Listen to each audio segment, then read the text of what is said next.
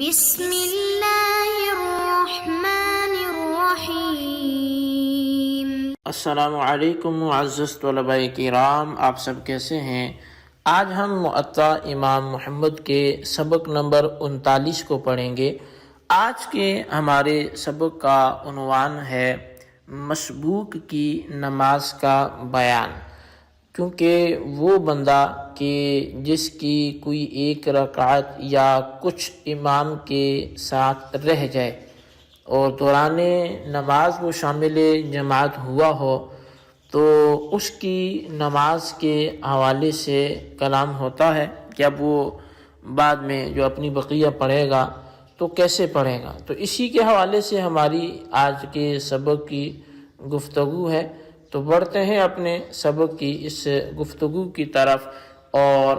باب سے باقاعدہ عربی عبارت ترجمے کا آغاز کر کے اس پر جو کلام ہے وہ کرتے ہیں۔ باب الرجل یسبق ببعد الصلاۃ، یہ باب ہے اس شخص کے بارے میں جو بعض نماز میں مسبوق ہوتا ہے۔ اخبرنا مالک اخبرنا نافع ان ابن عمر كان إذا فاته شيء من الصلاة مع الإمام التي يعلن فيها بالقراءة فإذا سلم قال ابن عمر فقرأ لنفسه يقضي وجهر۔ امام مالک نے ہمیں نافع سے خبر دی کہ حضرت ابن عمر رضی اللہ عنہما کی جب امام کے ساتھ ان نمازوں میں سے جن میں قراءت جہری ہوتی ہے کوئی رکعت رہ جاتی، تو امام جب سلام پھیرتا تو اس وقت حضرت عبداللہ بن عمر رضی اللہ تعالیٰ عنہ کھڑے ہو کر اپنے لیے رہ گئی رکعت ادا کرتے اور اس رکعت میں وہ جہر فرماتے۔ اب یہ حدیث جو بیان کی گئی اس میں حضرت عبداللہ بن عمر رضی اللہ تعالیٰ عنہ کا عمل بتایا گیا۔ احناف کا مسلک یہ ہے کہ امام کے پیچھے جہری نماز میں سے اگر کوئی رکعت رہ جائے، مغرب ہو، عشاء ہو، فجر ہو یا جمعہ ہو، امام کے پیچھے جہری نماز میں سے اگر کوئی رکعت رہ جائے تو مقتدی کو وہ ادا کرتے وقت اخفاء اور اظہار دونوں کا اختیار ہے۔ اس مسئلے کی اصل یہی حضرت عبداللہ بن عمر رضی اللہ تعالیٰ عنہما کا قول ہے اور ان کا اثر ہے، فعل ہے۔ اسی کے ساتھ دوسرا مسئلہ یہ ہے کہ جب آدمی اکیلا نماز جہری پڑھے تو بھی اسے ان دونوں باتوں کا اختیار ہے، کیونکہ جس طرح ایک رکعت چھوٹی ہوئی کھڑے ہو کر پڑھنے والا تنہا وہی پڑھ رہا ہے، امام تو سلام پھیر چکا ہے، جماعت سے تو فراغت ہو چکی ہے،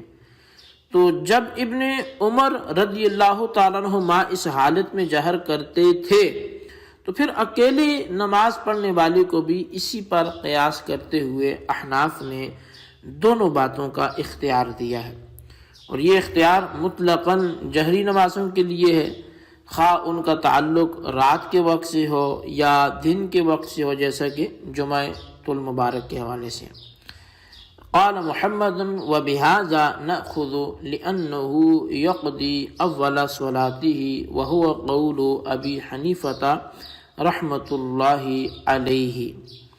امام محمد رحمۃ اللہ علیہ فرماتے ہیں کہ ہمارا اسی پر عمل ہے، یعنی ایک حدیث ابھی بیان ہوئی عبداللہ بن عمر والی، تو امام محمد رحمۃ اللہ علیہ حدیث کے پاک کو لکھنے کے بعد احناف کا مسلک تحریر کرتے ہیں کہ ہمارا اسی پر عمل ہے، کیونکہ مسبوق کھڑے ہو کر اپنی نماز کی ابتدائی رکعت پڑھتا ہے، اور یہی امام اعظم امام ابو حنیفہ رحمۃ اللہ علیہ کا قول ہے۔ تو اب اس سے معلوم یہ ہوتا ہے کہ ائمہ ثلاثہ یعنی امام اعظم ہوں، امام محمد ہوں، امام ابو یوسف ہوں، ان کا اس مسئلے پر اتفاق ہے، اور بات بالکل ظاہر ہے کہ مسبوق چونکہ کچھ دیر بعد آ کر امام کے ساتھ نماز میں شامل ہوتا ہے اس کی ابتدائی نماز رہ گئی ہوتی ہے اور پہلی 2 رکعتوں میں قراءت لازم تھی جو اس سے رہ گئی، لہٰذا دوسری 2 رکعتوں میں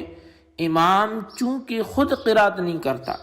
اس لیے مقتدی کی حکماً قراءت بھی نہ ہو سکی، یعنی چونکہ قراءت خلف الامام میں ہم نے جو بات کی تھی وہ یہ تھی کہ امام قراءت کر رہا ہے تو مقتدی کا خاموش رہنا اس کی نماز کو خالی عن القراءت نہیں بنائے گا کہ مقتدی کی نماز میں قراءت ہی نہیں ہے، حالانکہ یہ نماز پڑھ رہے، قراءت تو نماز کا اہم رکن ہے۔ تو وہاں یہی بات دہرائی گئی تھی، یہی بات کی گئی تھی گزشتہ درس میں کہ مقتدی جب خاموش بھی ہے تو امام اگر قراءت کر رہا ہے تو امام کا قراءت کرنا یہ حکماً مقتدی کی قراءت ہے، تو مقتدی کو الگ سے قراءت کرنے کی ضرورت اس لیے نہیں ہے کہ اس کی قراءت تو پہلے سے ہی جاری ہے اور یہ قراءت کرے گا تو یہ تکرار ہوگا، جبکہ یہاں پر مسبوق کی صورت میں مقتدی نے جو رکعت امام سے رہ گئی جس مقتدی کی اور پہلی 2 رکعت امام سے رہ گئی تو پہلی 2 قراءت والی تھی اور قراءت والی اس سے رہ گئی ہے، اور جو امام کے ساتھ اس نے پائی ہیں آخری 2 رکعت اس میں تو امام بھی قراءت نہیں کر رہا، اس پر بھی قراءت نہیں ہے، تو مقتدی کی قراءت جو ہے حکماً وہ بھی نہ ہو سکی۔ اب جب مسبوق اٹھ کر رہ گئی نماز پڑھتا ہے تو یہی وہ نماز کی رکعتیں تھیں جن میں امام نے قراءت کی اور یہ اس وقت مقتدی نہیں تھا، اس لیے اب اسے قراءت کرنا یہ لازم ہے اور لازم چاہیے کہ اسے قراءت کرے، ورنہ فرض رہ جانے کی وجہ سے اس کی نماز نہیں ہوگی۔ امید ہے یہ مسئلہ آپ کو سمجھ میں آ گیا ہوگا۔ اخبرنا مالک اخبرنا نافع عن ابن عمر انه كان اذا جاء الى الصلاة فوجد الناس قد رفعوا من ركعتهم سجد معهم۔ ہمیں امام مالک نے نافع اور انہوں نے حضرت عبداللہ بن عمر سے خبر دی ہے کہ جب وہ نماز کے لیے آتے اور لوگوں کو رکوع کر کے اٹھتا ہوا پاتے تو ان کے ساتھ سجدے میں شریک ہو جاتے تھے۔ قال محمد وبهذا نأخذ ويسجد معهم ولا يعتد بها وهو قول ابی حنیفہ رحمۃ اللہ علیہ۔ امام محمد رحمۃ اللہ تعالی علیہ فرماتے ہیں کہ اسی پر ہمارا عمل ہے کہ آنے والا نمازی سجدے میں ان کے ساتھ شریک ہو جائے، لیکن سجدے میں شریک کرنے سے وہ رکعت شمار میں نہیں آئے گی، اور یہی امام اعظم امام ابو حنیفہ رحمۃ اللہ علیہ کا قول ہے۔ ہمارے ہاں مساجد میں جب جماعت قائم ہوتی ہے تو ہم بعض اوقات یہ بھی دیکھتے ہیں کہ جو شریک جماعت ہونا چاہتے ہیں وہ آ کے دیکھتے ہیں اگر امام رکوع میں ہے تو وہ جلدی سے آ کے شامل ہو جائیں گے، یا قرات میں ہے قیام میں ہے تو وہ شامل ہو جائیں گے، لیکن جو رکوع سے امام سجدے میں چلا گیا تو اب یہ کھڑے کھڑے انتظار کرتے رہتے ہیں کہ امام کھڑا ہو تو اگلی رکعت میں ہم اس کے ساتھ نماز میں شمولیت اختیار کر سکیں۔ حالانکہ آپ نے عبداللہ بن عمر رضی اللہ تعالیٰ عنہ کا فعل بھی دیکھا اور امام محمد کا قول بھی دیکھا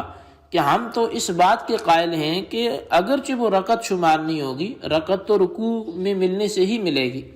لیکن اس کا یہ مطلب نہیں ہے کہ رکعت شمار نہیں ہوگی تو 2 اضافی سجدے بھی نہ کرے، لہٰذا مقتدی جیسے آئے امام سجدے میں ہو تو یہ سجدے میں شامل ہو جائے، اگرچہ وہ رکعت شمار نہیں ہوگی لیکن جماعت میں یہ شامل اسے ہو جانا چاہیے۔ اخبرنا مالک اخبرنا نافع عن ابن عمر انه كان اذا وجد الامام قد صلى بعد الصلاة صلى معه ما ادرك من الصلاة ان كان قائما قام وان كان قاعدا قعد حتى يقضي الامام صلاته لا يخالف في شيء من الصلاة۔ امام محمد رحمۃ اللہ علیہ لکھتے ہیں کہ ہمیں امام مالک نے نافع سے اور انہوں نے حضرت عبداللہ بن عمر سے خبر دی کہ جب وہ امام کو اس حال میں پاتے کہ وہ نماز کا کچھ حصہ ادا کر چکا ہوتا تو جس قدر نماز باقی ہوتی وہ اس کے ساتھ ادا کر لیتے، اگر امام کھڑا ہوتا تو یہ بھی کھڑے ہو جاتے، اور اگر وہ بیٹھا ہوتا تو یہ بھی بیٹھ جاتے، حتیٰ کہ امام اپنی نماز مکمل کر لیتا، یہ امام کی کسی بات میں مخالفت نہیں کرتے تھے۔ قال محمد وبہذا نأخذ وهو قول ابی حنیفہ رحمۃ اللہ علیہ۔ امام محمد رحمۃ اللہ تعالی علیہ لکھتے ہیں کہ یہی ہمارا بھی مسلک ہے اور یہی امام اعظم رحمۃ اللہ تعالی کا قول ہے۔ مطلب یہی ہے کہ جب آپ نے امام کو دیکھا کہ وہ جو بھی کر رہا ہے تو آپ بھی وہی کریں گے، اور جب امام اپنی پوری کرے گا تو مسبوق اپنی بقیہ تبھی پڑھے گا۔ یہی احناف کا نظریہ ہے۔ اخبرنا مالک اخبر ابن شہاب عن ابی سلمۃ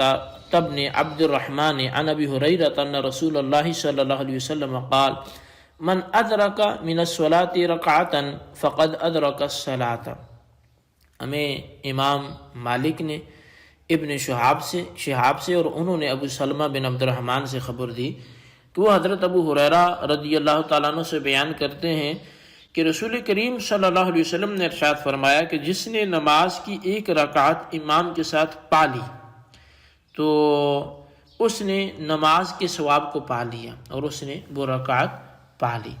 قال محمد وبہذا نأخذ وهو قول ابی حنیفہ۔ امام محمد رحمۃ اللہ تعالی علیہ لکھتے ہیں کہ اسی پر ہمارا عمل ہے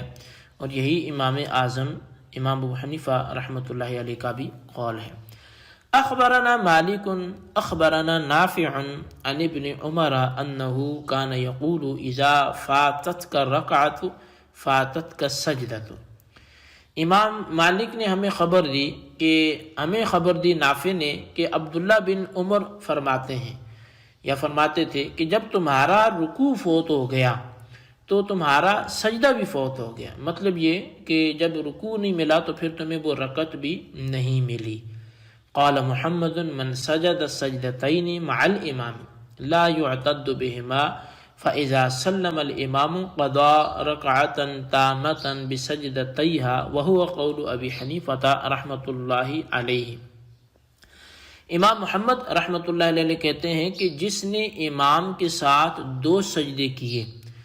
ان سے اس کی رکعت شمار نہیں ہوگی، یعنی جو امام کے ساتھ ملا ہی آ کر 2 سجدوں میں تو ان سے اس کی رکعت شمار نہیں ہوگی۔ جب امام سلام پھیر دیں تو اپنی رکعت 2 سجدوں کے ساتھ پوری کرے۔ یہ بھی امام اعظم امام ابو حنیفہ رحمۃ اللہ علیہ کا قول ہے۔ اب ان 3 آثار اور کثیر آثار اس بات کی دلیل ہیں کہ بعد میں آنے والا نمازی امام کو جس حال میں پائے اسی میں جماعت کے ساتھ وہ شامل ہو جائے، اسے رکعت مکمل ہونے تک انتظار نہیں کرنا چاہیے۔ اور یہ بھی ثابت ہوا کہ جو شخص نماز باجماعت میں کہیں بھی شامل ہو جائے وہ جماعت کا ثواب پا لیتا ہے۔ اب وہ بھلے اس نے سجدے میں شمولیت اختیار کی اور وہ سجدہ بھی آخری رکعت کا تھا، یا اس نے قیام میں کوئی رکعت پا لی ہے، تو یہ بھی واضح ہو گیا کہ کسی رکعت کے پانے یا نہ پانے کا دار و مدار رکوع میں شمولیت اور عدم شمولیت پر ہے۔ یعنی اگر آنے والا امام کے ساتھ رکوع میں مل گیا تو اس کی وہ رکعت شمار ہو جائے گی، اور اگر رکوع چلا گیا یعنی رکوع میں نہیں مل سکا اور سجدے میں آ کر ملا تو یہ رکعت نہ ملی، اسے بعد میں وہ ادا کرے گا۔ البتہ ان سجدوں کا ظاہر ثواب بھی ہوگا اور جماعت بھی اسے مل جائے گی۔ یہی احناف کا مسلک ہے جو انہی آثار سے ثابت ہوتا ہے۔ تو بہرحال یہ ہمارا آج کا سبق تھا، اس کو آپ اچھی طرح سمجھیں، اس کے خلاصے کو اپنے رجسٹر پر لکھیں، بالخصوص ان مسبوق کے چند احکامات کو اپنے ہائی لائٹ کرتے ہوئے خلاصہ کلام کے طور پہ ضرور تحریر کریں۔ اللہ تبارک و تعالیٰ سے دعا ہے کہ جو سنا یاد رکھنے کی توفیق نصیب فرمائے۔ آمین بجاہ نبی الامین صلی اللہ علیہ وسلم۔